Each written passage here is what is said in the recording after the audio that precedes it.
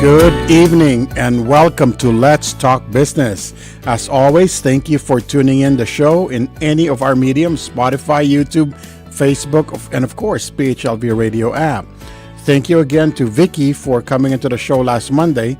Such great insight to using influencers and the great service she provides by promoting small businesses.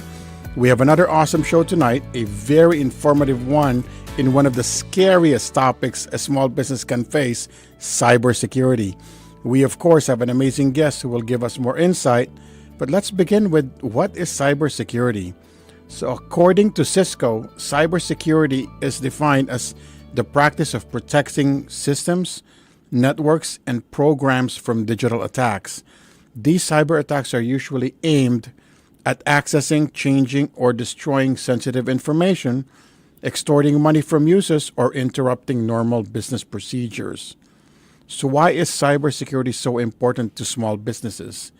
Because cyber crimes can really damage or affect small business. Yes, I know what you're thinking. Usually the target of cyber crimes are bigger companies that have big online presence, which is over the years. However, over the years, small businesses were they're not as vigilant when it comes to cybersecurity. According to Risk Recondo, a company that assesses risk for small businesses, during 2020 and 2021 data breaches at small businesses has soared 152% globally compared to the two previous years. IBM did a study that revealed 52% of small businesses had experienced a cyber attack in 2021, and a survey by UpCity found that only 50% of U.S. small businesses have a cybersecurity plan in place, of course, leaving half of small businesses in jeopardy.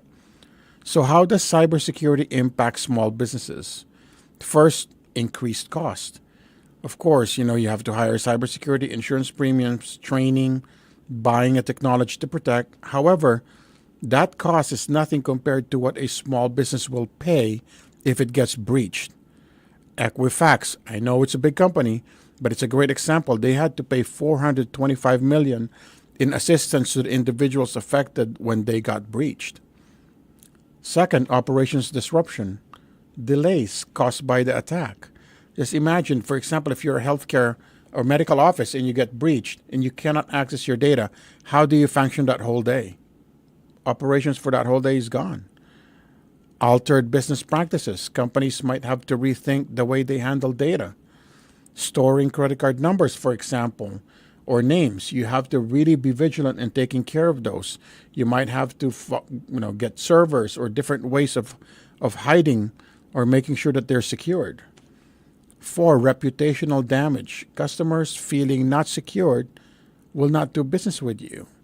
Some examples of this are Target and Chase, who were hit with cyber attack before. They were hit with reputational damage. Of course, they're a big company. They can fix it. But how about a smaller company? Lost revenue. Again, the delays will cause you to lose revenue. The reputational damage will cause you to lose revenue. And then lastly, stolen intellectual property. 30% of U.S. companies report that their intellectual property was stolen due to a data breach. So you are probably asking, who needs cybersecurity? According to Security Boulevard, here are the 6 main institutions that truly need cybersecurity. I would say, of course, everyone needs it, but this is the top 6, according to this website. Number 1 would be healthcare industry. Over the last 3 years, 90% of healthcare organizations have experienced some kind of cyber attack, usually ransomware. Remember, they cannot operate without their data. Number 2, small businesses. 2019, there were 43% of all cyber attacks were targeted at small businesses. Remember, it's also a way to be able to target a bigger company if you're a small business as a vendor for a bigger company. Government have a lot of sensitive information. Financial. Believe me, I was a banker before. We used to get every day, somebody would try to hack the bank. Educational institutions. And more colleges, schools they use a lot of tech equipment. Those are the way to get in for a cybersecurity attacker. Energy companies, again, for ransom. We can go on and on with this topic. So instead of me talking, why don't we bring in an expert who could really give us a better insight into cybersecurity? So let's take a quick break. When we come back, we're going to bring in our cybersecurity expert.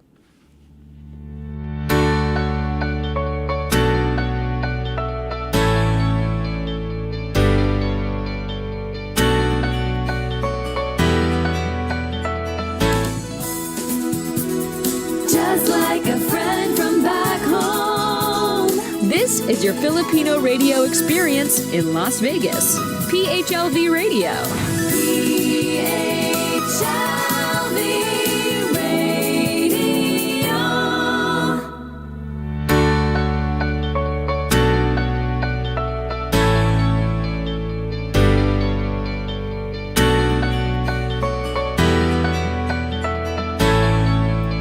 Welcome back.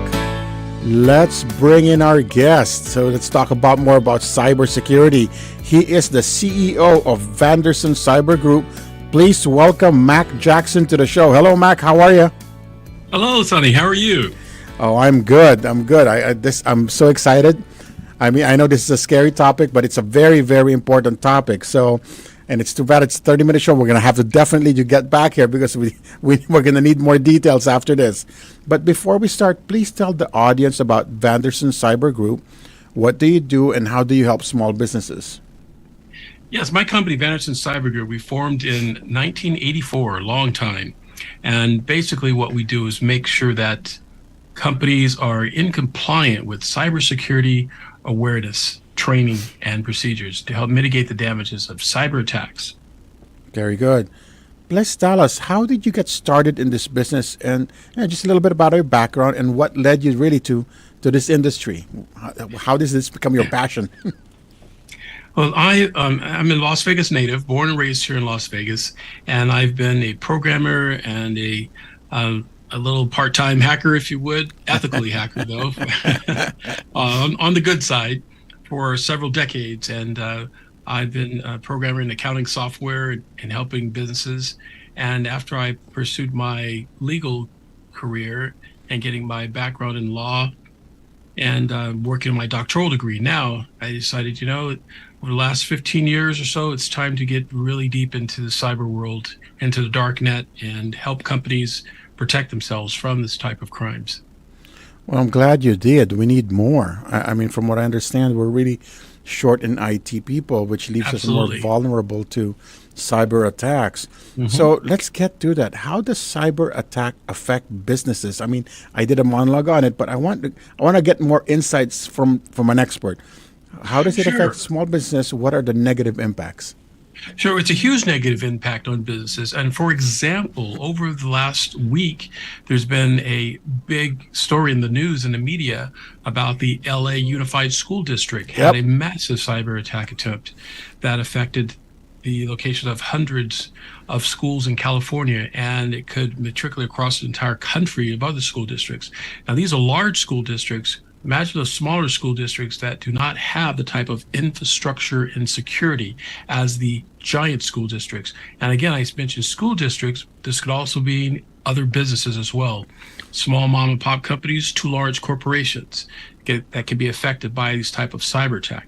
And the major one right now is ransomware, which is on the increase. There are more and more companies being affected by ransomware.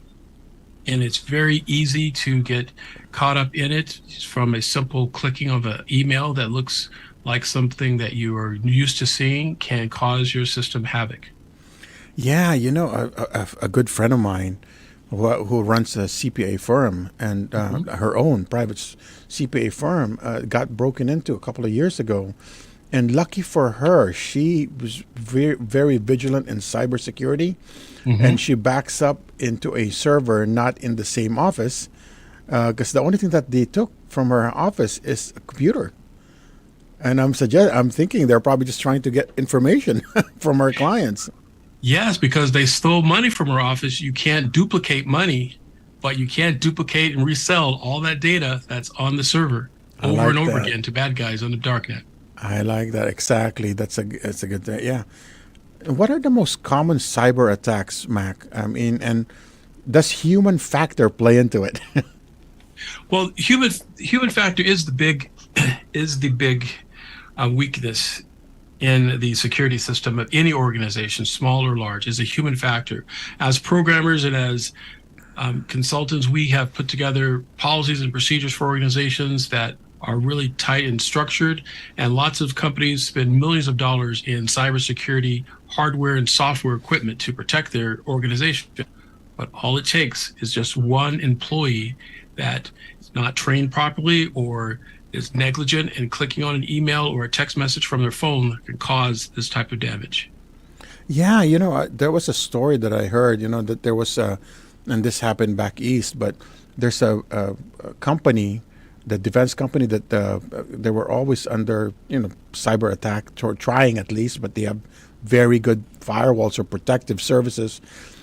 But they were able to get in there through a restaurant across the street that their employees would order from through their Yes. computer. I didn't even know that that was possible.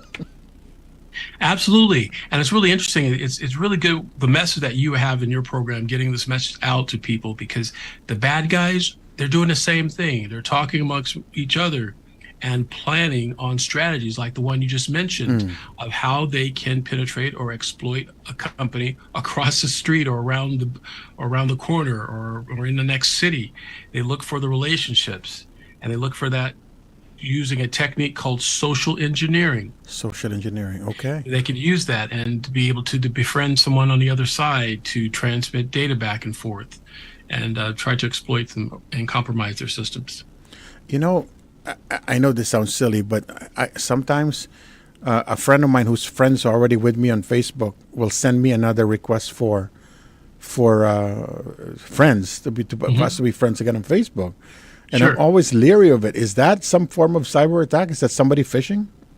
I get that all the time. I get those all the time. I've talked to people that are friends of mine on Facebook that tell me that they've gotten their account hacked, and it's because they've clicked onto a link that someone has posted on Facebook that they're trying to be sociable, right? It's all social media. They'll have a vacation picture or a photo. They'll say, hey, here's a video I saw you in, and here's a link, check it out. And you click on it, and then they can compromise the data on your phone.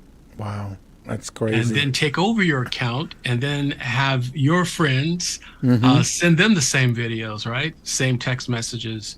And then they will click on it and it spreads. So it's very, very important that you on social media that people make sure that they change their passwords on a regular basis. Wow. Well, many believe that bigger companies are the main targets for cyber attacks. What are the main industries that are often targeted, and should smaller businesses be worried? Yes, smaller businesses should definitely be worried because they're the ones that have less investment into cybersecurity, whereas the larger companies have, they'll spend the thousands, if not millions of dollars annually in protecting their company. However, the large companies, they subcontract to small businesses. And by subcontract to small businesses, unfortunately, are the low-hanging fruit. And if hackers can hack into a small business to acquire information to compromise their system, then they will sit and wait until that small business does work with a larger company where they can transfer their malware to a larger company. Wow. And of course, when you're a small business, sometimes you don't think about that. Of course, you're just so excited. You get a big contract from a casino down here in Vegas, or, Right. From Allegiant Stadium. I'll go, wow, I got a contract. But Right. the last thing that I worry about is do I have enough cybersecurity in my system to help protect them too? Exactly. It's very important to have that. Well, tell us, Mac, how can a small business protect itself from cyber attacks? What would their first step be in getting protected? Well, the campaign that my company is utilizing, it's based upon a government standard called NIST, National Institute of Standard and Technology. And that's a standard of cybersecurity awareness and education, making sure that you have a policy put in place within your organization that everyone, human factor that is trained accordingly in their responsibility in protecting the company's data assets. That's one of the first line of defenses. And training is definitely necessary. It should be ongoing training. Companies usually have training maybe once a year or once every couple of years. But now these hackers are relentless, and they're brazen, and they will continue their efforts to compromise your data. Training is necessary at least twice, if not more, twice a year. You know, it's amazing. I know some people sometimes think, oh, this is annoying. Like, for example, when I was a banker, I had to change my passwords every month, right? But Right. you know what? It works because we do stop so many attacks. Yes. It's crazy. Yeah. And it's getting worse now too. You asked about the industry that's been affected most. One of the biggest industries right now is the healthcare industry. Yeah. Because it's not just ransomware where the hackers are asking for ransom to get your data back from your systems. Within a healthcare industry, now we're talking life and death, where a system in the healthcare organization can be locked up and healthcare providers cannot have the actual patient's information they need to save a patient's life. The medical equipment, IV pumps, and these medical devices are now connected to the internet. These devices can be compromised by hacking attacks. And now the healthcare industry, they're working on fixing, correcting these things, but at the same time, you have the hackers that are trying to break it down. Wow, unbelievable. I didn't even imagine that their IVs can be controlled. Holy crap. Yes. Wow. Mac, what would be your best advice for small businesses when it comes to cybersecurity?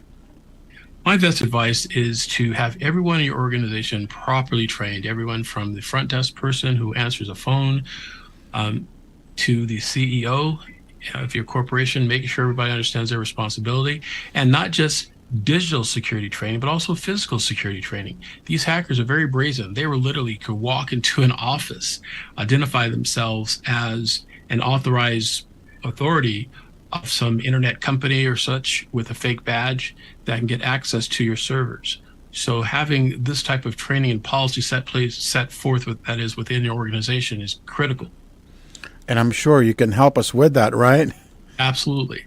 Well, for our audience, just to let you know, Mac is going to be having a class on cybersecurity this coming October. I will announce that as we get closer, but I would really encourage you to go to that class. It's going to be a free class, but he's just going to talk about cybersecurity. This is only a 30-minute show, and believe me, there's so many other details that we need to learn from it, and it's so important that you have it.